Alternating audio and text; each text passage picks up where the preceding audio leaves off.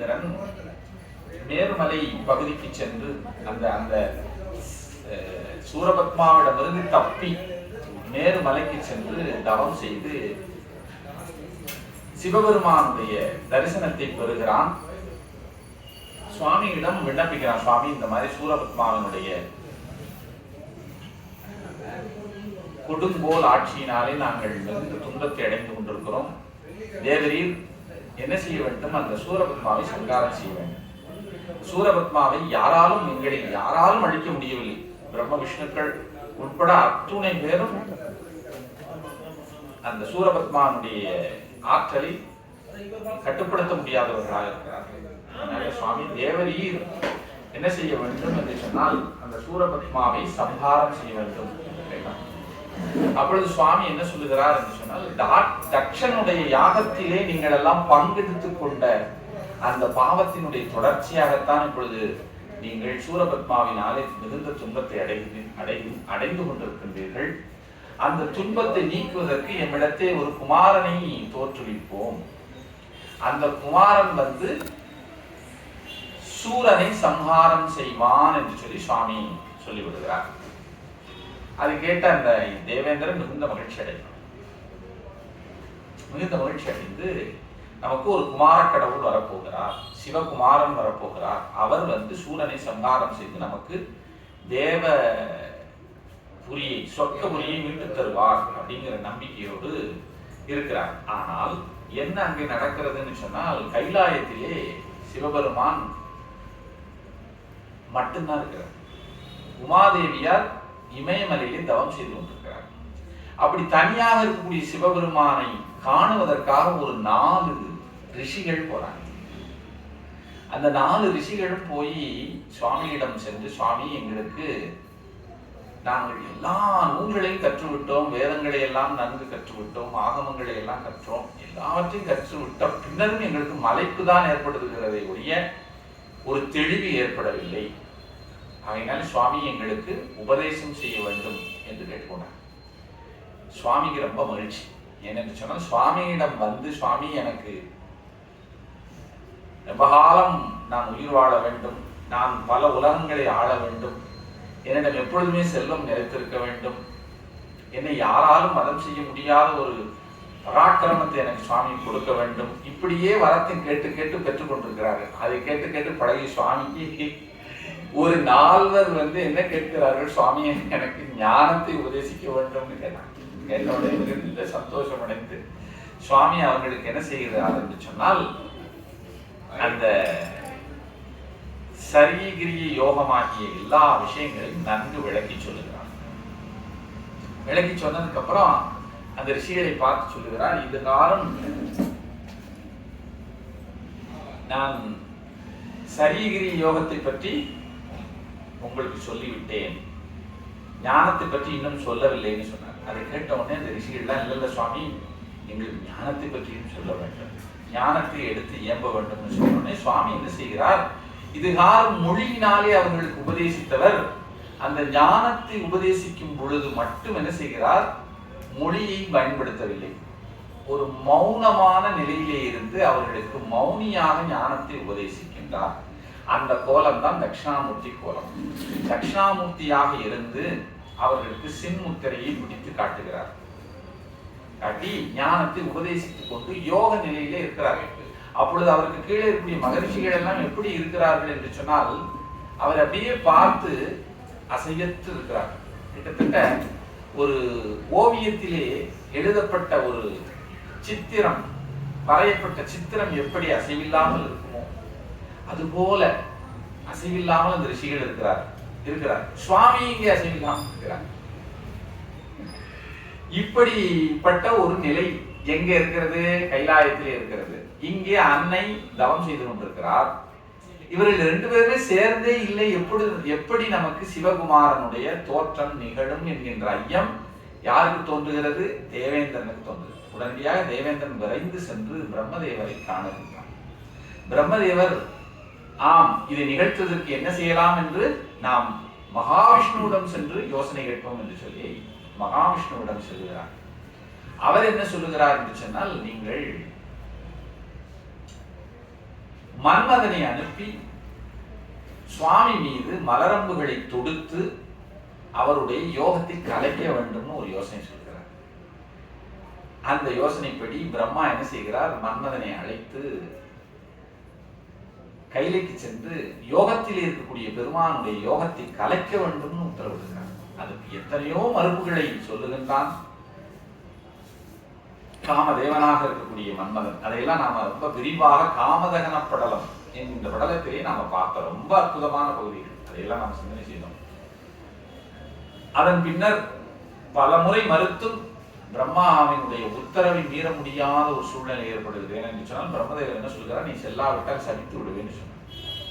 உடனே மன்மதன் என்ன செய்கின்றான், நேரே கைலைக்கு செல்லுகின்றான். தன்னுடைய மனைவியாக கூடிய ரதி தேவியும் கையிலே அழைத்து கொண்டு செல்கிறான். அங்கே சென்று நந்தியம்பெருமானுடைய உத்தரவுப்படி அவரை சென்று நேரே கண்டு அங்கே அவர் மீது அம்பு தொடுக்கின்றான். சுவாமி தன்னுடைய நெற்றி கண்ணினாலே என்ன செய்கிறார், மன்மதனை எரித்து சாம்பலாம். ஆக இதும் காமதகன படலத்திலே காமனை தகித்து சாம்பலாக்கி விட்டார் சுவாமி. அதன் பின்னர் தேவர்கள் எல்லாம் தாம் செய்த தவறை உணர்ந்து அவரிடம் சென்று பிரார்த்தனை செய்து அழுது தொழுகிறார். அதன் பின்னர் சுவாமி இறங்கி வந்து எதற்காக நீங்க உங்களுக்கு என்ன வேணும்னு கேட்கிறார். சுவாமி, இந்த மாதிரி சூரபத்மாவினுடைய தொந்தரவுனால நாங்க ரொம்ப அதுல இருந்து தப்பிக்க முடியாதவர்களாக வாழ்ந்து கொண்டிருக்கிறோம். அந்த சம்ஹாரம் நிகழ்வதற்கு சுவாமி தேவரீர் சிவகுமாரனை தோற்றுவித்து அருள வேண்டும். அதற்கு சுவாமி வந்து இமயமலையிலே தவம் செய்து கொண்டிருக்கக்கூடிய பார்வதி அன்னையை திருமணம் செய்ய வேண்டும். இதை வேண்டித்தான் நாங்கள் என்ன செய்தோம், ஒரு மிகப்பெரிய தவறை செய்து விட்டோம், மன்மதனை உங்களிடம் அனுப்பிவிட்டோம் என்றெல்லாம் சொல்லி முறையிட்டு கேட்கின்றார். அதன் பின்னர் சுவாமி என்ன செய்கிறார் என்று சொன்னால், அவ்வாறே நடக்கும், நான் வந்து யாம் அங்கே எழுந்தருளி பார்வதி தேவியை திருமணம் செய்வோம்னு சொல்லி சுவாமி அருளி செய்கிறார். அதன் பின்னர் மிக்க மகிழ்ச்சியோடு தேவர்கள் எல்லாம் அவரவர்கள் இடத்திற்கு சென்று விடுகிறார்கள். அதன் பின்னர் இறைவன் என்ன செய்கிறார், சுவாமி பார்வதி தேவியினுடைய தவத்தை உலகத்திற்கெல்லாம் எடுத்துக்காட்டும் வண்ணமாக அதை அவர் அந்த அன்னையினுடைய தவத்தினுடைய திட்பம் உறுதிப்பாடு என்ன என்பதை பிறருக்கு எடுத்துக்காட்டுவான் வேண்டி தான் ஒரு வயது முதிர்ந்த அந்தன கோலத்திலே சென்று அந்த தவத்தை காணுகின்றார். அதை தவங்கான் படலம் என்கின்ற பகுதியிலே நாம சிந்தனை செய்தோம். சுவாமி வந்து அப்படி அவருடைய தவத்தை எல்லாம் விட்டுவிடும்படியும், சிவபெருமானுடைய அருள் உனக்கு கிடைக்காது என்றும், அப்படியே வந்தாலும் சிவபெருமானுடைய மணக்க மாட்டார் என்றும், இப்படியெல்லாம் பல்வேறு விதமாக சொல்லி அந்த தவத்தை நிறுத்தும்படி கேட்கின்றார். அதற்கு அன்னை, நான் இறந்து விட்டாலும் படுவேனே அன்றி என்னுடைய தவத்தை கைவிட மாட்டேன் என்று சொல்லி உறுதியோடு இருக்கிறார். அந்த உறுதியை கண்டு சுவாமி என்ன செய்கிறார், தாம் ரிஷபாரூடராக அன்னையின் முன்னே காட்சி கொடுத்து யாம் உடனடியாகவும் வந்து மணப்போம்னு சொல்லி உறுதி வைத்து விட்டு கையிலே செல்லுகின்றார். கையிலே சென்ற பின்னர் மனம் பேசு படலம் என்கின்ற படலத்திலே நாம பார்த்தோம். தவங்கான் படலத்திற்கு பின்னர் மனம் பேசு படலம். அதிலே சப்த ரிஷிகளை வரவழைத்து அவர்களிடம் இமயராஜனிடம் சென்று மனம் பேசும்படி சுவாமி உத்தரவிடுகிறார். அதன்படியே வந்து ரிஷிகள் எல்லாம் இமயராஜனிடம் மனம் பேசினார். அந்த பகுதி மனம் பேசு படலத்தில் கண்டோம். அதன் பின்னர் மனத்திற்கு அவர்கள் சம்மதித்த பின்னர் இமயராஜன் தனது நகரத்தினை என்ன செய்கிறான், அலங்கரிக்கிறார். அதை வரைப்புனை படலம் என்கின்ற படலத்திலே நாம பார்த்தோம். அதுதான் நம்ம கடந்த சிந்தனையிலே செய்யும். ஆக வரைப்புனை படலம் முடிந்த பின்னர் சுவாமி என்ன செய்கிறார், கைலையில் இருந்து புறப்பட்டு வருகிறார். எங்கே, இமயமலைக்கு. எதற்காக, அம்பிகையை திருமணம் செய்து கொள்ள வேண்டும் என்பதற்காக. இந்த கணங்கள் செல் படலம் என்பது அவர் கைலையிலே இருந்து புறப்பட்டு இமயமலைக்கு வருகிறார். அப்படி வரும் பொழுது அவரோடு யாரெல்லாம் புறப்பட்டு வருகிறார்கள் அப்படிங்கிற பகுதி ஒரு படலமாக இருக்கு. இதற்கு அடுத்தாற் போல திருமண படலம். நாம இந்த சிந்தனையிலே இன்றைக்கு நாம கணங்கள் செல் படலம் என்கின்ற படலத்தை தான் பார்க்க போறோம். கணங்கள் செல் படலம் என்பது எதை சொல்லுகிறது என்று சொன்னால், சிவபெருமான் தன்னோடு யாரையெல்லாம் அழைத்த இந்த கணங்கள் எல்லாம் யார், சுவாமியினுடைய அடியவர், அவர்கள் யார், யாரெல்லாம் அவரோடு புறப்பட்டு வருகிறார்கள் அப்படிங்கிறதையும் சுவாமி மணக்கோலம் கொள்ளுகிறார். அவர் எவ்வாறு மணக்கோலம் கொள்ளுகிறார் என்பதையும் இந்த படலத்திலே நம்ம பார்க்க போகிறோம். ஆரம்பிக்கலாம். திருச்சிற்றம்பலம். அந்த வேளையில் கையிலையில் எம்பிரான் அருளால் நந்தி தேவரை விழித்து நம் மனச்செயல் நாட முந்து சீருடை உருத்திர கணங்கள் மால் முதலோர் இந்திராதியர் யாரையும் தருதி என்று இசைத்தான். சுவாமி கையிலே அமர்ந்து இருக்கிறார். அங்கே நந்தி தேவரை அழைக்கின்றார். அழைத்து என்ன செய்கிறார்? நம்முடைய திருமணத்திற்காக எல்லோரையும் அழைப்பாயாக. இங்கே வர சொல்லுன்னு சொன்னாங்க. என்ன சொல்லுகிறார்? முந்து சீருடை உருத்திர கணங்கள், பழமையான பெருமையுடைய உருத்திர கணங்களை எல்லாம் தருதி இங்கே வரவழைத்துக் கொடு. மால் திருமால் முதலோர், மால் முதலான தேவர்கள், அதுக்கப்புறம் இந்திராதியர் இந்திரன் முதலாய தேவர்கள், யாரையும் தருதி எல்லோரும் இங்கே வரவழைத்துக் கொடு என்று இசைத்தான் உத்தரவிடுகிறார். இன்னல் இன்பம் இன்றாகிய பரமன் ஈடுரைப்ப நன்னயப்புடன் இசைந்து பின் நந்தியம் பெருமான் அன்னர் யாவரும் அணப்பொருட்டு உற்றிட அகத்துள் உன்னல் செய்தனன் அவரலாம் அவ்வகை உணர்ந்தார். என்ன செய்கின்றார்? இன்னல் இன்பம் இன்றாகிய பரமன், இன்ப துன்பங்கள் இல்லாத பெருமான். அந்த பெருமான் ஈதுரைப்ப இவ்வாறு சொன்ன உடனே மிகுந்த மகிழ்ச்சியோடு நந்தியம் பெருமான் அன்னர் யாவரும், அவர் மேலே சொல்லிய எல்லோரையும் மனப்பொருட்டு உற்றிட திருமண நிகழ்வுக்கு இங்கே வரும்படிக்கு அகத்துள் உன்னல் செய்தனன், மனதிலே என்ன செய்தார்? நினைத்தார்.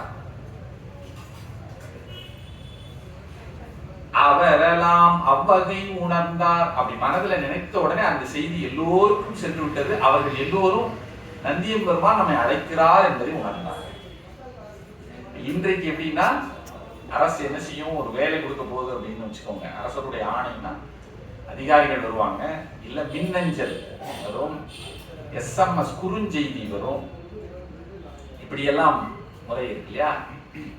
அது மாதிரி அந்த தேவர்களை எல்லாம் சுவாமி மனதிலே நினைத்த உடனே அவர்களுக்கெல்லாம் அந்த செய்தி. இதுதான் மனிதர்களுக்கும் மற்ற அந்த தேவர்களுக்கும் உண்டான ஒரு மிகப்பெரிய வித்தியாசம். அவங்க மனதில் என்ன நினைக்கிறாங்கிறது பிறருக்கும் தெரியும். அது ரொம்ப முக்கியமானது இல்லையா? தேவர்கள் எல்லாம் அப்பேற்பட்ட ஒரு நிலையிலே இருக்கிறார், ஸ்திதி அது. அதுல அந்த நிலை கூட அதிகமாக அதாவது வியாபகம் என்று சொல்வார்கள் சமஸ்கிருதத்துல. ஒரு தேவனுடைய நிலை அதிகமாக அவர்களுடைய வியாபக நிலை அதிகமாகிக் கொண்டே போகும். அந்த வியாபகத்துக்குள்ளே இருக்கக்கூடிய வியாபியத்தன்மையுடைய ஏனையோர்கள் அத்தனை பேரையும் அவர்கள் என்ன செய்ய முடியும்னா கட்டுப்படுத்த முடியும். எல்லோரையும் நந்தி தேவர் நினைக்கிறார்னா அவர் எத்தகைய வியாபகம் உடையவராக இருக்கிறார் பார்க்க முடியாது. அத்தனை பேரையும் அவர் மனதிலே உன்னல் செய்த மனதிலே நினைத்தார். சுவாமிக்கு திருமணம், எல்லோரும் வர வேண்டும், அவ்வளவுதான். நினைந்த உடனே அத்தனை பேருக்கு அந்த விஷயம் போயிடுச்சு. உலகம் உந்திட எம்பீரான் மனம் ஊறி உண்மை புலனது ஆதலும் அவனருள் முறையினை போற்றி மலியும் மீதம் பத்திமை பெருமீதம் மகிழ்ச்சி பலவும் உந்திட. இந்த விஷயத்தை தெரிந்த உடனே அவர்கள் எல்லாம் என்ன உணர்வை அடைந்தார்கள் பாருங்க. அதை ஒரு 1 2 3 4 சொற்களினாலே வெளிப்படுத்துகிறார் ஆசிரியர். என்ன சொல்றது? அதை கேட்ட உடனே அந்த தேவர்கள், அந்த கணங்கள் எல்லாம் என்ன அவர்களுக்கு ஒரு உணர்வு வருகிறது. மலியும் விம்மீதம், மிகுந்த விம்மிதம் அவர்களுக்கு ஏற்பட்டது. ஒரு வியப்பு, பத்திமை, மிகுந்த பக்தி உணர்வு, பெருமிதம், மிகுந்த ஒரு பெருமிதம் தோன்றியது, ஒரு பெருமையான உணர்வு. பெருமிதம் என்று சொன்னால் அந்த பெருமிதம் கொள்ளுதல், அந்த பெருமித உணர்வு தோன்றுகிறது. அதுக்கப்புறம் மகிழ்ச்சி உணர்வு தோன்றுகிறது. இதெல்லாம் யாரிடம் தோன்றுகிறது? நந்தியம்பெருமானாலே நினைக்கப்பட்ட அத்தனை கணங்களிடத்தும் தோன்றுகிறது. தோன்றி பல முந்தின இவையெல்லாம் அவர்களை உந்துகிறது. கையிலை முன்னியே படர்வார், அதனுடைய முடுக்கத்தினால் இவர்கள் எல்லாம் கையிலையை நோக்கி வந்தார். பாலத்தீ பொழி விழியுடை பஞ்சவத்திரனின் மூலத்தீப்புரை விடை பெருங்கேதுவே முதலாம் சூலத்தீ கரத்தாயிர கோடியோ சூழ காலத்தீ பெயர் உருத்திரன் வந்தனன் கடியில். யாரெல்லாம் வருகிறார்கள் சொல்றார். பாலத்தீ பொழி விழியுடை பஞ்சவத்திரனே, பஞ்சவத்திரன் என்று சொன்னால் 5 முகங்களை உடைய சதாசிவமூர்த்தி. அவர் எரியக்கூடிய நெற்றிக்கண்ணை உடையவர். அப்பேற்பட்ட அந்த சதாசிவமூர்த்தி அங்கே வருகிறார். மூலத்தீ பூரை விடை ஊழித்தீயை போன்ற மூச்சு காற்றினை உடைய ரிஷபம் அங்கே வருகிறது. இப்ப நந்தி வேற ரிஷபம் வேறையா சார் அப்படின்னு ஒரு கேள்வி. ஏன்னா நினைக்கிறதே நந்தி தான், நந்தி வேற ரிஷபம் வேற, அதுதான் உடம்பு விட.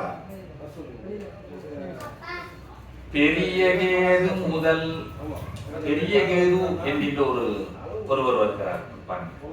முதலாம் சூலத்தீ கரத்து 1000 கோடியோர் சூழ காலத்தீ பெயர் உருத்திரன் வந்தனன் கடிதி. காலத்தீ பெயர் உருத்திரன், காலாகினி ருத்ரமூர்த்தின்னு ஒருவர் இருக்கிறார். அவர் பாதாள அவர் என்ன செய்கிறார்? 1000 கோடி பரிவாரங்களோடு என்ன செய்கிறார்?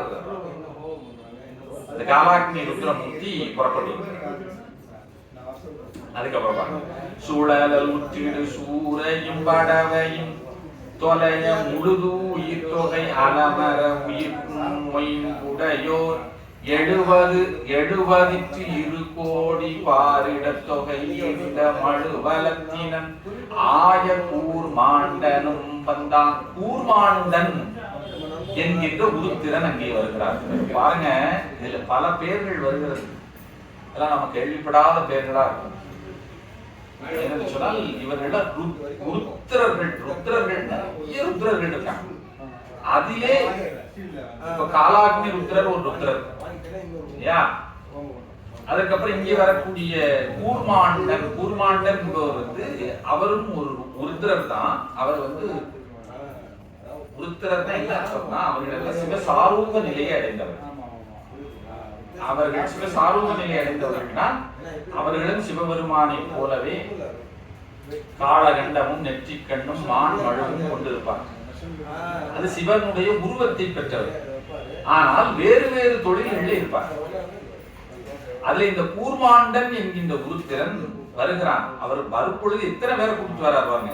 72 கோடி 72 கோடி அப்படின்னு சொல்றார். 72 கோடி சிவகணங்களை, அதாவது பூத கணங்கள், இந்த பூத கணங்களை அழைத்துக் கொண்டு தம்மோடு அழைத்துக் கொண்டு கூர்மாண்டன் என்று சொல்லக்கூடிய அந்த உருத்திரன் வருகிறார். அந்த கூர்மாண்டன் என்கின்ற உருத்திரனை பற்றி என்ன சொல்கிறார் பாருங்க. சுழல் உற்றிடு சூரையும் வடவையும் தொலைய முழுது உயிர் தொகை அலமர உயிர்க்கும் மொயம்புடையோர்.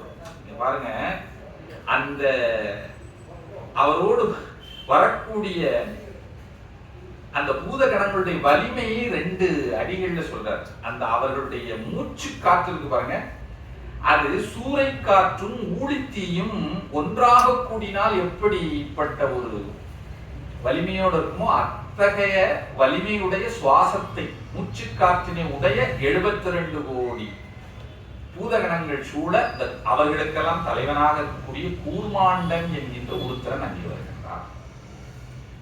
நீடு வாதலத்து உறைபவர் நெற்றியங்கண்ணர் வீடு தங்கிய பல்லகை நிறத்தவர் பெரிய கோடி கோடியாம் உருத்திர கணத்தவர் புழுவோடு ஆடகேசனாம் உருத்திரன் வந்தனன் விரைவில். இன்னொரு உருத்திரரை பத்தி சொல்லுகிறார். ஆடகேசன் பேரை இங்கே பதிவிட்டு அழகாக சொல்லியிருக்கிறார் ஆசிரியர்.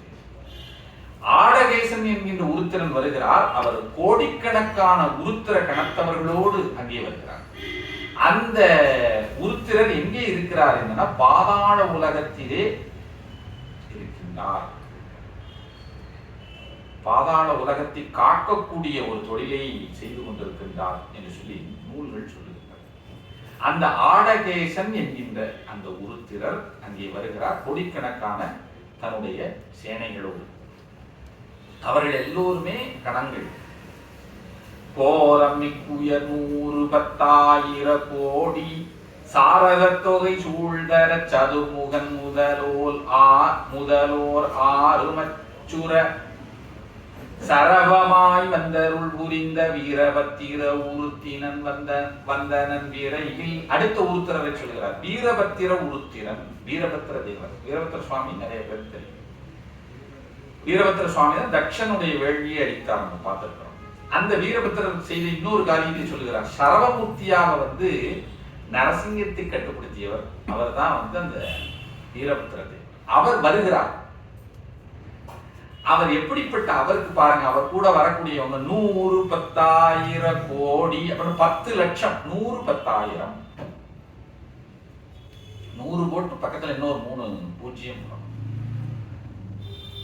போட்டு அதுக்கப்புறம் கோடி. 100,10 லட்சம் கோடி பூதகணங்கள் சூழ அவர் வருகிறார். ரொம்ப பயமா இருக்கு இல்லையா? அந்த பூதகணங்கள் எப்படிப்பட்ட பூதகணங்கள் அப்படின்னு சொல்றாரு. கோரம் மிக்குயர் மிகுந்த அச்சத்தை தரக்கூடிய பூதகணங்கள். இந்த பூதகணங்களை பார்த்தாலே நாம என்ன செஞ்சுருவோம்? இறந்து விடுவோம். அத்தகைய கோரமான உருவத்தை உடைய அச்சத்தை விளைவிக்கக்கூடிய அந்த கணங்கள் 10 லட்சம் கோடி கணங்களோடு வருகிறார். யார்? வீரபத்திர உருத்திரன் வீரபத்திர சுவாமி. அவரை கண்டு சதுர்முகன் முதலோர் ஆறுமச்சுர பிரம்மா முதலிய தேவர்களெல்லாம் கண்டு பயப்படும்படியாக இருக்கக்கூடிய சரவமாய் வந்து அருள் புரிந்த வீரபத்திர உருத்திரன் வந்தனன் விரைவில். அந்த வீரபத்திர உருத்திரன் வருகின்றார். 10 லட்சம் கோடி சேனைகளோட வருகிறார். அந்த மாதிரி ஒரு சேனை நம்ம தேசத்துக்கு இருந்ததுன்னா ரொம்ப நல்லா இருக்கும் இல்லையா? ஆனா நாம அதுக்காக பயப்பட வேண்டியதில்லை. அந்த சேனைகள் எல்லாம் இருக்கு. எல்லா காலத்திலும் நம்முடைய தேசத்துக்கு பாதுகாப்பாக இருக்கும். அது எப்படின்னா இறைவனுடைய கணக்கு பிரகாரம் நடக்கும். சுவாமிக்கு தெரியும். அதனால நாம் பயப்பட வேண்டியதில்லை. விண்டு தாங்குறும் உலகுயிர் முழுதுமோர் விரலி கொண்டு தாங்குரு புறப்படை கோடி 100 ஈண்ட பண்டு தாங்கலந்து அரியரன் இருவரும் பயந்த செண்டு தாங்கு கை மேலையோன் மால்வரை சென்றான். இங்க பாருங்க, அற்புதமான இங்க இன்னொருவர் வருகிறார். அது ரொம்ப அழகா சொல்லியிருக்காரு. யார் அப்படின்னா வரக்கூடியவர் யாருன்னு சொல்றாரு. அரியரன் இருவரும் பயந்த செண்டு தாங்கும் கை மேலையோன். அரியும் அரணும் சேர்ந்து உருவாக்கிய செண்டை கையிலே தாங்கி கொண்டிருக்கக்கூடிய மேலையோன். யார் இது? இவர் தான் நாம சாஸ்தான்னு சொல்றோம் அல்லது ஐயன்னு சொல்றோம். ஐயனார், ஐயப்ப சுவாமி, பல பேர்கள்ட்ட நாம் அழைக்கிறோம். எப்படி வேண்டுமானால் நீங்க அழைத்துக் கொள்ளலாம். அதைத்தான் இங்கே குறிப்பிட்டு சொல்ற. அவர் வாரார். அவர் வரும்பொழுது எப்படி வராருப்பாங்க? விண்டு தாங்குறும் உலகுயிர் முழுதுமோர் விரலி. அதாவது ஒரு காலத்திலே மகாவிஷ்ணுவாகப்பட்டவர் ஒரு ஆமை வடிவத்திலே சென்று உலகத்தை தாங்கினார்னு ஒரு. அப்படி மகாவிஷ்ணு மிகுந்த சிரமம் எடுத்துக்கொண்டு தாங்கிய உலகத்தை ஒரு விரலில் கொண்டு தாங்குறும் குரற்படை. அந்த உலகத்தை ரொம்ப சர்வசாதாரணமாக ஒரு விரலிலே தாங்கக்கூடிய குரற்படை. குரற்படை என்பது பூதப்படை. அந்த படை கோடி 100 ஈண்ட 100 கோடி பேர் தன்னை சூழ்ந்து வரும்படியாக அங்கே வருகிறார். யார்? அரியன் இருவரும் பயந்த செண்டு தாங்கு கை மேலையோன். 100 கோடி அத்தகைய வலிமையுடைய பூத கணங்கள் 100 கோடி பேர் தன்னை சூழ்ந்து வரும்படியாக அங்கே ஹரிஹர புத்திரனாக இருக்கக்கூடிய ஐயன் வருகின்றார். இங்கே சொல்லப்படுகிறது பாருங்க. முந்தை நான் முகன் வீதி இவரான் மயங்கலும் கண் தந்தையே வலாலாங்கவன் எந்தளத்தின் வந்து தோன்றி நல்லருள் செய்து வாலுணர்வழித்த ஐந்து மாறுமாம் உருத்திர தாமும் வந்தடைந்தார். இப்ப இன்னும் ஒரு உருத்திரர்கள் அப்படி பேசுறாரு. அது என்னன்னா, முந்தை நான் முகன் விதி பெறான் மயங்கலும். ஒரு காலத்திலே பிரம்மதேவருக்கு படைப்பு தொழிலை செய்ய வேண்டும், அதான் அவருடைய தொழில். செய்வதற்கு முயற்சி பண்ணி பார்க்கிறாரு, கையும் ஓடல காலும் ஓடல, எல்லாம் மறந்து போச்சு. விதி பெறான் மயங்கலும், அவருக்கு செய்வது தெரியவில்லை, மயங்குகிறார். முக்கன் தந்தையே வலாலாங்கவன் நெற்றியந்தலத்தின். அப்பொழுது சிவபெருமானுடைய அருளினாலே அங்கே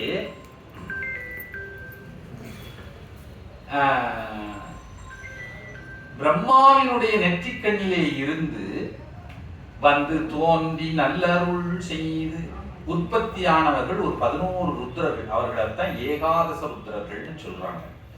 அந்த ஏகாதச ருத்ரர்கள் அவருடைய சிவபெருமானுடைய நெற்றிக்கண்களிலே இருந்து தோன்றி வந்து என்ன செய்கிறார்கள்? வால் உணர்வு அளித்து பிரம்மாதேவருக்கு அந்த மயக்கத்தை நீக்குகிறார். அப்படி நீக்கிய 5 ஆறுமாம் உருத்திரர், 5 6 உருத்திரர், 5 கூட்டல் 6 11. இந்த 11 ருத்ரர்கள் அவர்கள் வந்தடைந்தார், வந்து சேர்ந்தார். முருகப்பெருமானுடைய 12 கரங்கள் இருக்கு இல்லையா, அதுல ஒரு கரத்துலதான் அவர் வேல் வச்சுப்பாரு. ஏனைய 11 கரங்கள்ல 11 ஆயுதங்கள் இருக்கும். அந்த 11 ஆயுதங்கள் தான் ஏகாதச ருத்ரர்கள் சொல்லுவாங்க. ஒவ்வொரு ருத்ரரும் ஒரு ஆயுதமா போய் அவருடைய 11 கையிலே போய் அமர்ந்து. அது போக இன்னும் ஒரு கையிலே வேல். ஆக 12 ஆயுதங்கள் அவரிடம் இருக்கு. அந்த 11 கரங்களில் இருக்கக்கூடிய ஆயுதங்கள் தான் அந்த ஏகாதச ருத்ரர்கள். அப்படிப்பட்ட அந்த ஏகாதச ருத்ரர்கள் அங்கே எழுந்தருளி வந்து அடைந்தார்கள். அந்த ஏகாதச ருத்ரருடைய பேரை எல்லாம் இங்கே இந்த உரையாசிரியர் சொல்லியிருக்கிறார். மாதேவன், அரண், உருத்திரன், சங்கரன், நீலலோகிதன், ஈசானன், விஜயன், பீமதேவன், பலோத்பவன், கபாலி, சௌமியன். இதுதான் அந்த 11 ருத்ரருடைய பேர். இத்திரத்தராம் உருத்திரர் அல்லது ஏனை மெத்துவல் புவனங்களும் அடித்தவன் மேவித்தனன்பூர் உருத்திர கணங்களும் நெறிசேர் புத்தியட்டர முதல்வரும் வந்தனர் பொறுப்பில். அதுக்கப்புறம் பாருங்க, இன்னொரு சில ருத்ரர்களை பத்தி எல்லாம் பேசுகிறார். அதாவது அந்த ருத்ரர்கள்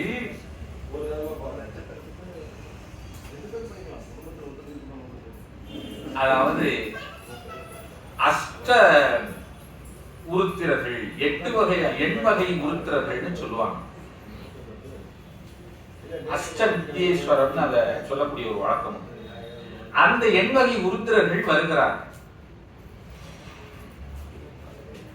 அவர்கள் வரும்பொழுது கோடிக்கணக்கான உருத்திரர்களை அழைத்துக் கொண்டு வருகிறார்.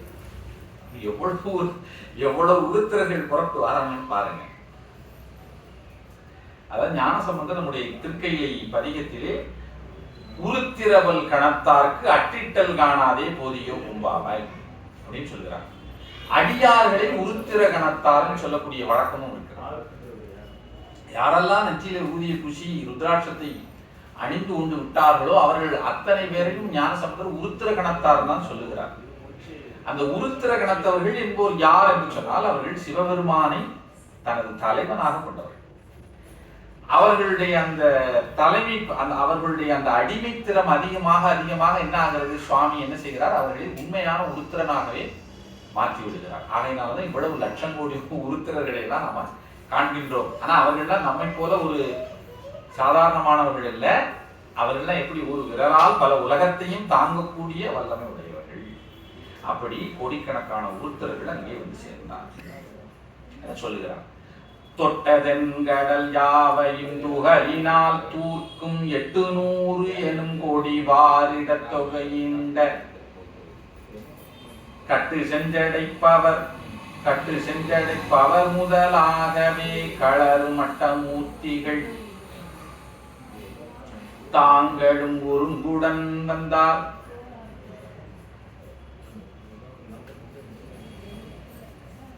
அதாவது இதில் எண்வகை உருத்திரர்கள் இன்னொரு எண்வகை உருத்திரரையும் இங்கே சொல்லுகிறார். அந்த எண்வகை உருத்திரர்களும் வருகின்றார்கள். இது புத்தி எட்டக உருத்திரர் என்று இதற்கு முந்தைய செய்யுளை சொல்லுகின்றார். அவர்களெல்லாம் புத்தி தத்துவத்துக்குள்ளே வசிக்கின்றார்கள். ரொம்ப ஆழமான விஷயம். அந்த உருத்திரர்கள் வந்தார்கள் இந்த செய்யுள் 10வது செய்யுள் சொல்லுகிறது. அதற்கப்புறம் இன்னொரு எண்வகை உருத்திரர்கள் வருகின்றார்கள். அவர்களும் 800 கோடி பூதகணங்கள் சூழ வருகின்றார்.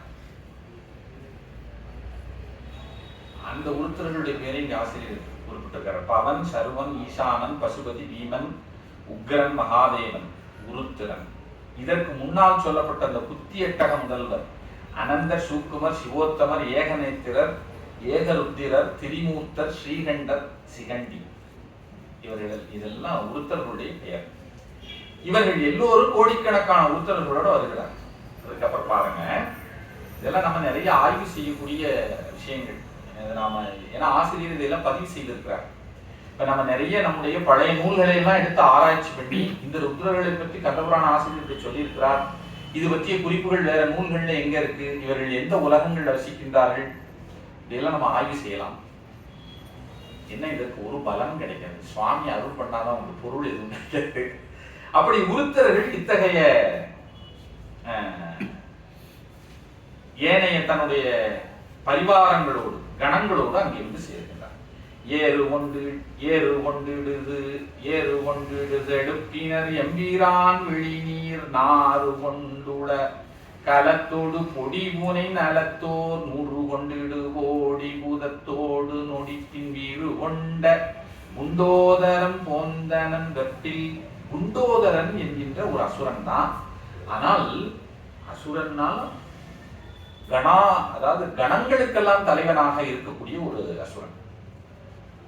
அசுரனாக இருந்து கணங்களுக்கு தலைவனாக இங்கே இருக்கிறான். அந்த குண்டோதரன் வருகிறான். கணாதிபதி, அதாவது கணபதி என்பது விநாயகருக்கு நம்ம கணபதினு சொல்லுங்க, கணங்களுக்கெல்லாம் அதிபதி. அதுபோல ஒரு குறிப்பிட்ட கணங்களுக்கு இவர் அதிபதியாக இருக்கிறார். இந்த குண்டோதரன் அவர் வருகிறார். அவர் கூட வரும்பொழுது எவ்வளவு பேரை கூட்டிட்டு வர்றார்? 100 கோடி பூதகணங்கள் சூழ வருகிறார். இந்த குண்டோதரன் அங்கே வந்து சேருகின்றார். அண்டம் யாவையும் உயிர் தொகை அனைத்தும் அழித்து பண்டு போலவே தந்திட வல்லதோர் பரிசு கொண்ட சாரத 102 கோடியர் குழும கண்ட கண்ணனும் பினாயியும் வந்தனர் கையிலை. இன்ன 2 கணேசர்களை சொல்லுகிறார். கண்டகண்ணன் என்கின்ற ஒரு கணங்களுக்கு தலைவர், பினாயி. இவர்கள் இருவரும் அண்டம் யாவையும் உயிர் தொகை அனைத்தும் அழித்து பண்டு போலவே தந்திட வல்லதோர் பரிசு கொண்ட சாரதர் 102 கோடியோர் குழுமம் வருகிறார். 102 கோடி பேர் அவர்கள் இந்த கண்டகண்ணனோடும் பினாகியோடும் வருகின்றார்கள். அந்த 102 கோடி பேர் இருக்கிறாங்க இல்லையா, அவங்க எல்லாம் எப்பேற்பட்ட வல்லமை உடையவர்கள்னா, இந்த அண்டம் யாவையும் உயிர் தொகையும் அனைத்தையும் அழிக்கக்கூடிய வல்லமை உடையவர்கள்.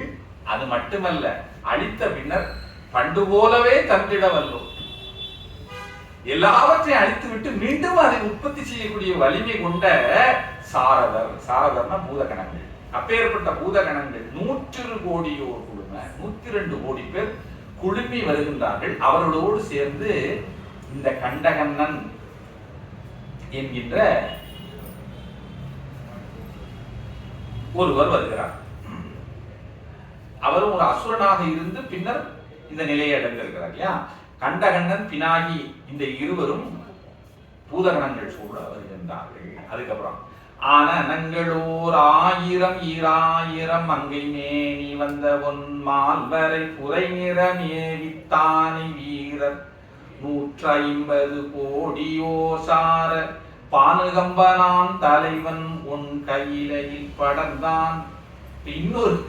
இன்னொரு கணங்களுக்கு தலைவராக இருக்கக்கூடிய பானுகம்பன் என்கின்ற ஒருவர் வருகிறார். அவர் எவ்வளவு பேரை தன்னோடு கூட்டி வருகிறார் அப்படின்னு பாருங்க. 150 கோடி பேர், 150 கோடி பேர் அந்த கணங்களை அழைத்துக் கொண்டு வருகிறார். அந்த கணங்கள் எல்லாம் எப்பேற்பட்டவர்கள் அப்படின்னு பாருங்க. அவர் சொல்லியிருக்கிறார், ஆனந்தங்கள் 1000. அந்த கணங்களுக்கு முகம் மட்டுமே 1000 முகம் இருக்கும். 1000 அங்கை, கைகள் 2000 கை, தலை 1000 தலை, கை 2000 கை.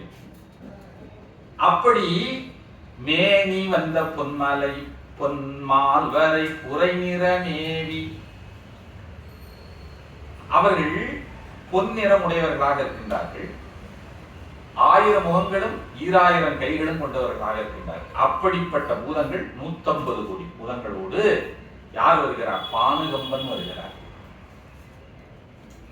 தங்கள் சீர்த்தியே மதித்திடு கடவுள தலையும். நான் சிறிது வேகமாகத்தான் போகிறேன்.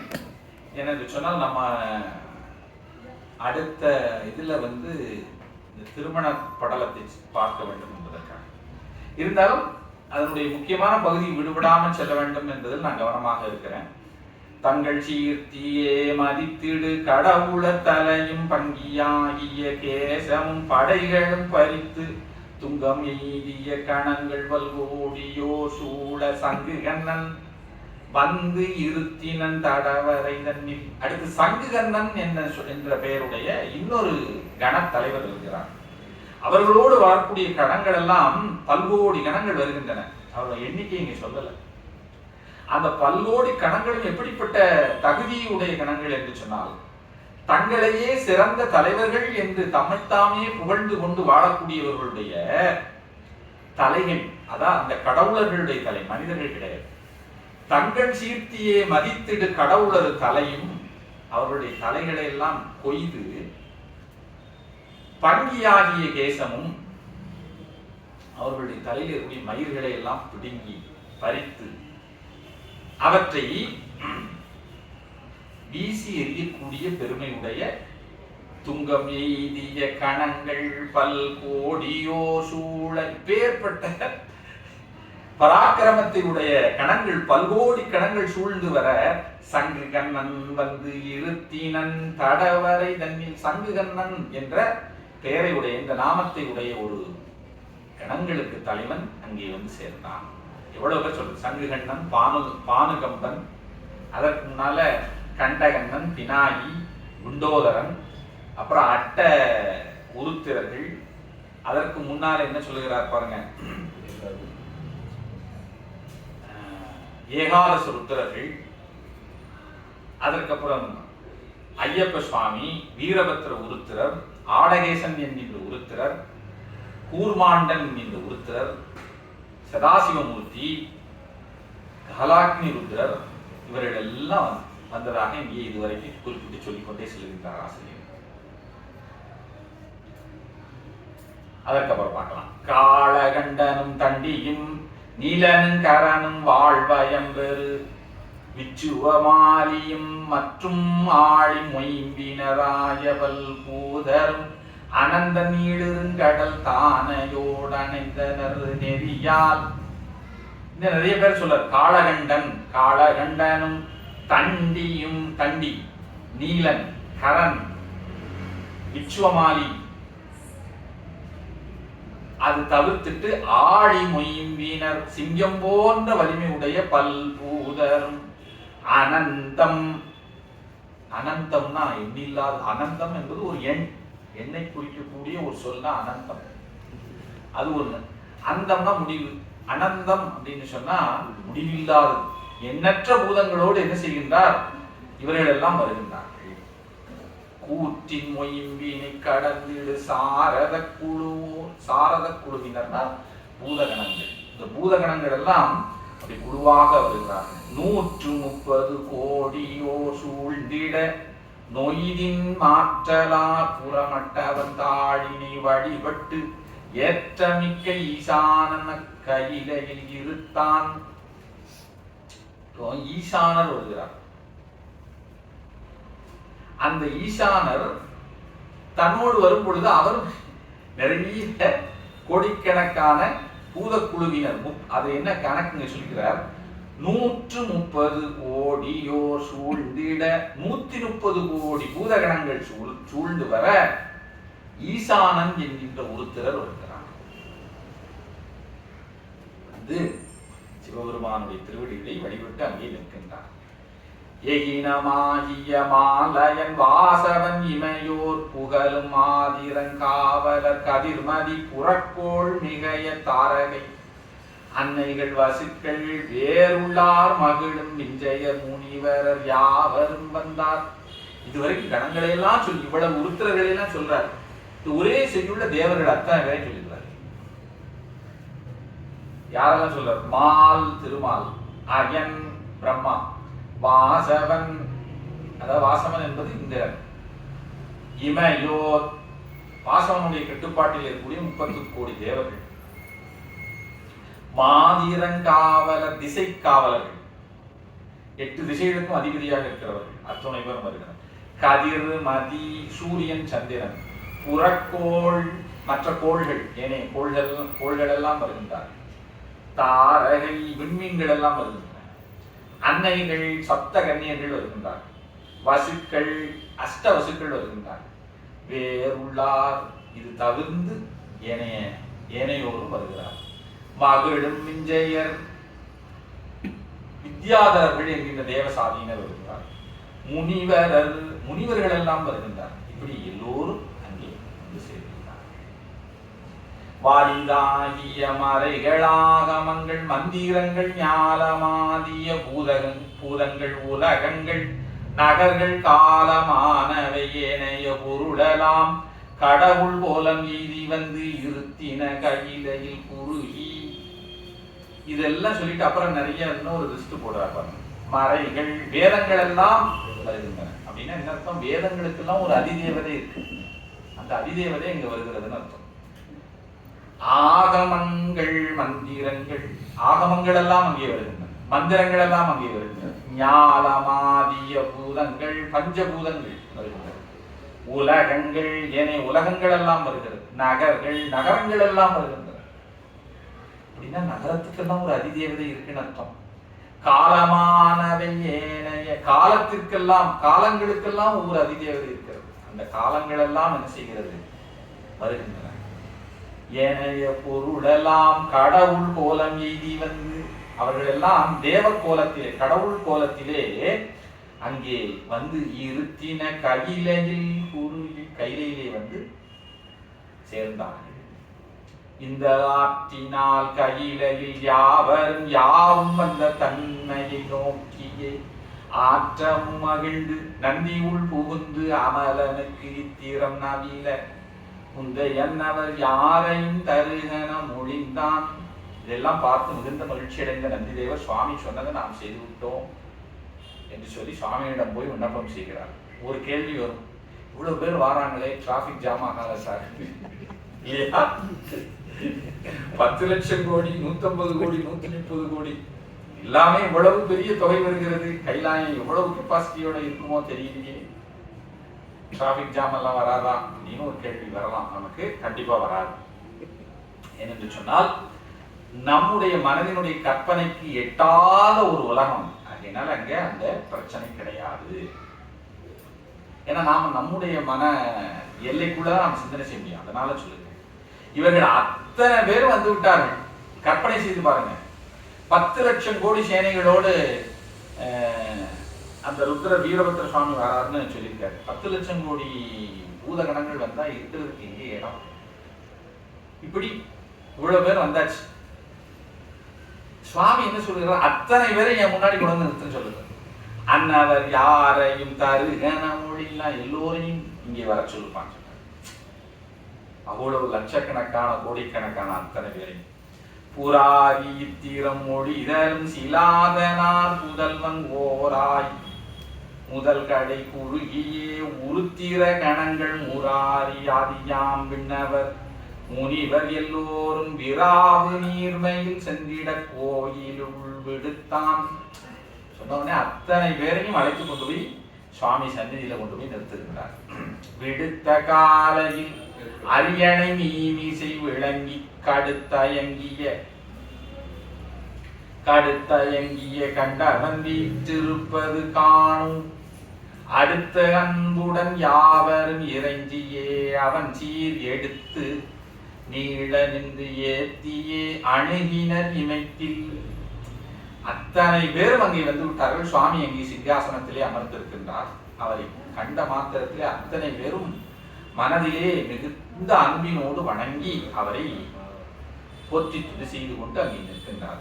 நீண்ட சீர்முறுத்திரர் தமை நிறைந்த பல்கணத்தை இன்று தேவரை முனிவரை வீற்று வீற்று இசையா ஆண்டு தன்வீரல் சுட்டியே ஆதிநாயகர்க்கு காண்டல் செய்து நின்று ஏத்தினன்.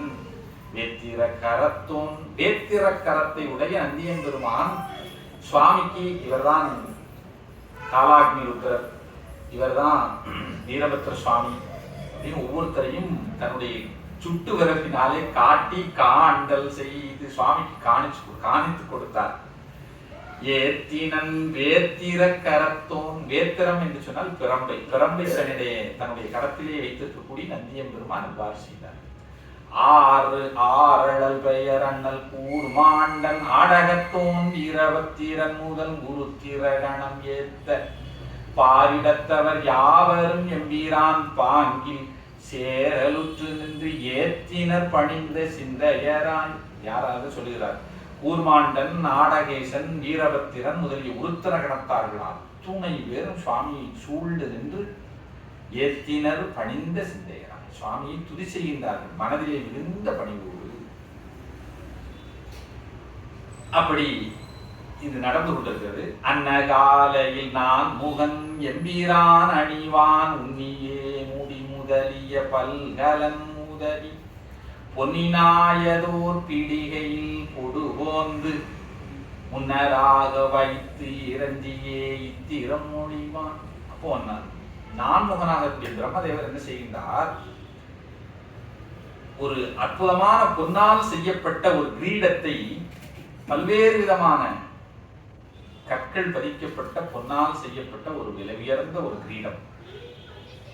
அந்த கிரீடத்தை பொன்னாலாகிய ஒரு தட்டிலே வைத்து, கிரீடமும் பொன் அந்த தட்டும் எடுத்து சென்று சுவாமியினுடைய முன்னிலையிலே வைத்து வணங்கி சொல்லுகிறார். என்ன சொல்றார் பாருங்க. ஐயகள் சுவாமி தேவரி அடியேன் சொல்லுவதை கேட்க வேண்டும். உனக்கு இல்லையால் பற்று இகல். சுவாமி உமக்கு பற்றும் கிடையாது, இகலும் கிடையாது. அப்படின்னா என்ன அர்த்தம்? சுவாமிக்கு இந்த ஆவரணம் தேவைன்னு ஒரு கருத்து கிடையாது. அவருக்கு ஆசாபாசங்கள் கிடையாது. அப்படி இல்லை. இருந்தாலும் அடியே முய்யுமாறு இவன் மனம் செய்ய உன்னினை முன்பால். சுவாமி அப்படி இருந்தாலும் எங்கள் பொருட்டாக தேவரி திருமணம் செய்ய வேண்டும் என்று திருவுள்ளம் பற்றினேன். ஆகையினால் உன்பால் மையல் மாசூனம் பணி எல்லாம் மாற்றி உன்னிடத்து மையல் மாசுணப் பணி. அவர் சொல்றார், மாசுணம்னா பாம்புன்னு அர்த்தம். பணி என்று சொன்னால் அணிகலன். பாம்பையே தனக்கு அணிகலனாக சுவாமி அணிந்திருக்கிறார். அது எப்படிப்பட்ட பாம்பு சொல்றார்? மையல் மாசுணம். சுவாமி மீது மிகுந்த மையல் கொண்ட பாம்பு. மையல் மாசுண பணி எல்லாம் மாற்றி மற்ற இந்த செய்ய பேரணி அணிந்தருள் என்று செப்பினி. சுவாமி அந்த பாம்பை எல்லாம் கொஞ்சம் தூக்கி போட்டுட்டு நான் கொடுக்கக்கூடிய இந்த ஆபரணங்களை கொஞ்சம் அணிந்து கொள்ள வேண்டும். இல்லைன்னா பார்த்தவங்கள ரொம்ப பயப்படுவாங்க இல்லையா? அது சொல்லலை, ஆனா நம்ம வருவித்துக் கொள்ள வேண்டியது. ஏன் ஆபரணம்? பாம்பு ரொம்ப அழகா இருந்ததுன்னா இன்னொரு ஆபரணத்தை கொடுக்கணும்னு அவசியம் இல்லை இல்லையா? அந்த அணிகலன்களை எல்லாம் அவர் விட்டு நீங்கி இதை அணிய வேண்டும்னு சொல்றார். பங்கையாசனம் கூற இறந்து என பகர அங்கன் முரல் செய்து அன்புடன் நீ அழித்திடலால் இங்கு நாம் இவை அணிந்தன மகிழ்ந்தனம் என்னான் செங்கையால் அணி கலத்தினை துட்டு அருள் செய்தான். சொன்ன உடனே சுவாமி அன்போடு நீ கொடுக்கக்கூடிய காரணத்தினாலே நான் ஏற்றுக்கொள்கிறேன்னு அந்த ஆவரணத்தை தொட்டார். அடிகலத்தினை தொட்டு அருள் செய்தான் பிரமன் அன்பு கண்டு இவ்வகை அருள் செய்த பின்னர் ஒரு தன்மையணி பணிகளே அணிகளாய் உருவான் திருவுளங்கொள அவ்வகையாகிய செகத்தை அருள் புரிந்திடு பராபரக்கு இச்செயல் அரிதோ. என்ன சொல்லுகிறார் பிரம்மாட்டி? அவருடைய அன்பை ஏற்றுக்கொண்ட சுவாமி எல்லாம் அந்த அணிந்திருக்கக்கூடிய பாம்புகள் எல்லாம் அணிகலன்களாக மாறக்கடவுதுன்னு சுவாமி திருவுளம் பற்றினார். அடுத்த சனத்துல உடம்பு சர்வாபரண பூஜிதராக சுவாமி மாறுகிறார். அவருக்கு ஒரு தாம்பாளத்துல தங்க தாம்பாளத்துல அந்த கிரீடத்தை கொண்டு வந்து கொடுத்து ஒண்ணு ஒண்ணா மாட்டணும்னு அவசியம் இல்லை இல்லையா? அப்படி திருவுளம் கொண்ட உடனடியா அவருடைய உடம்புல முழுக்க முழுக்க எங்கெங்கெல்லாம் என்னென்ன ஆவரணங்கள் வரணுமோ அத்தனையும் வந்துவிட்டார். அதற்குத்தான் இங்கே சொல்லுகிறார் ஆசிரியர், செகத்தை அருள் ஊரிந்திடு பராபரற்கு இச்செயல் அரிதோ. இந்த உலகத்தை எல்லாம் ஒரு சனத்திலே விளையாட்டாக படைக்கக்கூடிய அந்த பராபரனாக இருக்கக்கூடிய பெருமானுக்கு இச்செயல் அரிதோ. இந்த செயல் ஒரு அருமையான செயலா கிடையாது. அவர் நினைத்த உடனே எல்லா விதமான அணிகலன்களும் அவர்கள் அமர்ந்து கொண்டன. கண்டு யாவரும் அற்புதம் அடைந்து கை தொழலும். அடுத்த சனத்துல பாத்தீங்கன்னா அவரு முழுக்க முழுக்க கம்ப்ளீட்லி என்ன செய்து இது பண்ணி வச்சுட்டாங்க. அவர் நினைச்ச உடனே அவருக்கு எல்லா விதமான ஆவரணங்களும், கற்பனை செய்ய முடியாத எல்லா ஆவரணங்களும் அவரிடம் ஒட்டி கொண்டது. அப்ப அந்த அழகிய தோற்றத்தை கண்ட ஏனையோர்கள் அத்துணை பேர் என்ன செய்கிறார்கள்? அற்புதம் அடைந்து கை தொழலும். இது வரைக்கும் பாம்பு அது இதுன்னு உடம்புல சுத்திக்கிட்டு இருந்து இப்ப பாத்தீங்கன்னா பொன்னால் ஆகிய ஆவரணங்கள் அத்தனை ஆங்காங்கே எந்தெந்த நவமணிகள் எல்லாம் எப்படி எல்லாம் பதித்திருக்கணுமோ அவ்வளவு எல்லா வினயங்களோடும் செய்யப்பட்ட ஆவரணங்களை அவர் அறிந்து கொண்டிருக்கிறார். பார்த்தோன்னே அத்துணை பேரும் கை தொழலும். வண்டுலாங்குழல் கௌரிவால் ஏகுவான் மனத்தில் கொண்டு வாங்கூரை தலைவருக்கு உணர்த்தியே குறிப்பால் பண்டு மாலையற்கு அறியவன் எழுந்தனன் படர. அப்படி செய்துவிட்டு அவர் எல்லோரும் வணங்கினார்கள். சுவாமி இப்ப எழுந்து செய்கிறார், நேரடியாக இமயத்திற்கு புறப்பட வேண்டும். நாம இந்த தவங்கான் படலத்திலே பார்த்தோம். சுவாமி அம்பிகைக்கு என்ன சொல்லிட்டு போறாருன்னா, நாளை உண்மை மனம் செய்வோம்னு சொன்னார். நாளைக்கு உன்னை கல்யாணம் பண்ணிக்கிட்டேன் அப்படின்னு சொல்லிட்டு போனார். அப்ப இருக்கிற அவகாசம் ஒரே நாள் தான். அந்த ஒரு நாள்ல பாருங்க, இப்படி 10 லட்சம் கோடி பூதங்கள், கோடி கோடியான பூதங்கள் அத்தனை பேர் வந்தாச்சு. எல்லா விதமான ஆபரணங்களை அணிந்து சுவாமி என்ன செய்கிறார்? எழுந்து விட்டார் இமயமலைக்கு செல்வதற்காக. நாள் தடம்புய கண்ணுதல் நந்தியம் பெருமான். இப்பொழுது இந்த செய்யுளோடு கணங்கள் செல் படலம் முற்றுப்பெறுது. திருக்கல்யாண படலத்துக்குள்ள நான் நுழைந்து விட்டேன். அதிலே அந்த ஒரு முதல்ல இருக்கக்கூடிய ஒரு சில பாடல்களை மட்டும் நாம பார்த்து விட்டு இந்த சிந்தனை நிறைவு செய்யும். நாள் தடம்புய கண்ணுதல் நந்தி எம்பெருமான் போற்றி முன் செல அமரரும் முனிவரும் புகழ ஏற்று தும்புரு நாரதர் விஞ்சையர் யாரும் பாற்றி இயக்கமும் நீடலுமாம் என பாட. அதாவது பாருங்க, சுவாமி புறப்பட்டு விட்டார். முதல்ல என்ன, நந்தியம்பெருமான் போற்றி முன் செல்ல. நந்தி தேவர் அவர் கிளம்பின உடனே அவரை வணங்கி முன்னால் செல்லுகின்றார். அமரரும் முனிவரும் புகழ, அமரர்களும் முனிவர்களும் புகழ்ந்து பாடுகின்றார்கள். தும்புரு நாரதர் விஞ்சையர் யாரும், அதாவது தும்புரு நாரதர், அதுக்கப்புறம் விஞ்சையர்கள்னா வித்யாதர்கள், இவர்கள்லாம் பாடுவதிலேயே வல்லவர்கள். அவர்கள் எல்லாம் பாடிக்கொண்டு செல்லுகின்றார்கள். அதுக்கப்புறம் பாற்று இயக்கம். இந்த பாறு என்பது பருந்து.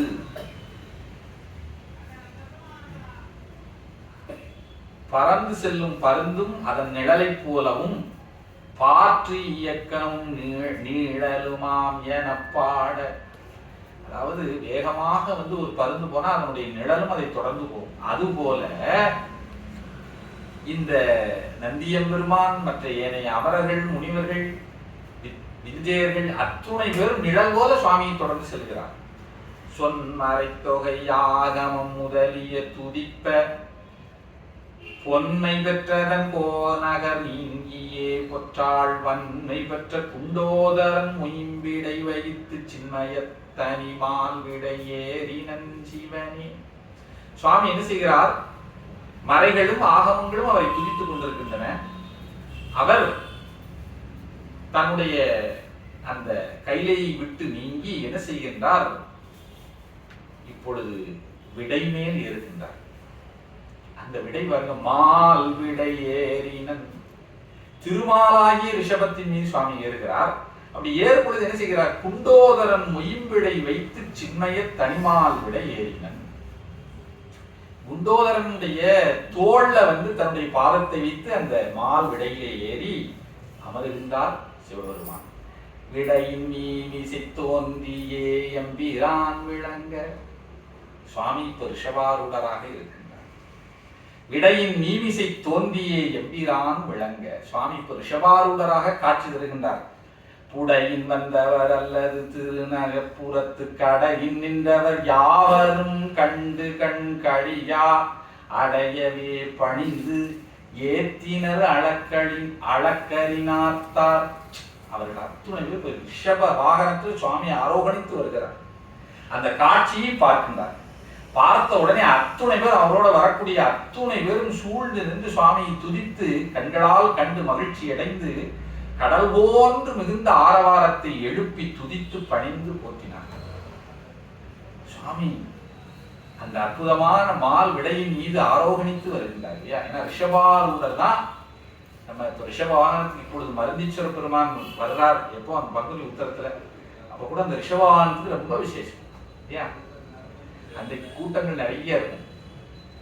இப்போ சுவாமி இங்க ரிஷபாரூடரா வர லட்சக்கணக்கான கோடிக்கணக்கான பூத கணங்கள் புடைசூழ வருகிறார். அப்போ ரிஷபத்தில் அவர் ஆரோகணித்து வந்தா அவர் எப்படி இருக்குன்னு கொஞ்சம் யோசனை பண்ணி பாருங்க. அப்படி எல்லோரும் சொல்லி சுவாமியை என்ன செய்கின்றார்கள்? துதித்து நிற்கின்றார்கள். அப்பேற்பட்ட அந்த ரிஷப வாகன காட்சியோடு நாம இந்த சிந்தனையை இன்றைக்கு நிறைவு செய்வோம். சுவாமி நமக்கு ரிஷபாரூடராக நம்முடைய கனவிலே வந்து அருள் செய்ய வேண்டும். நம்ம அடுத்த சிந்தனையிலே நம்ம திருக்கல்யாணத்தை செய்து விடலாம். 25 ஜனவரி மாதம் 25ஆம் தேதி ஞாயிற்றுக்கிழமை தான் வருகிறது.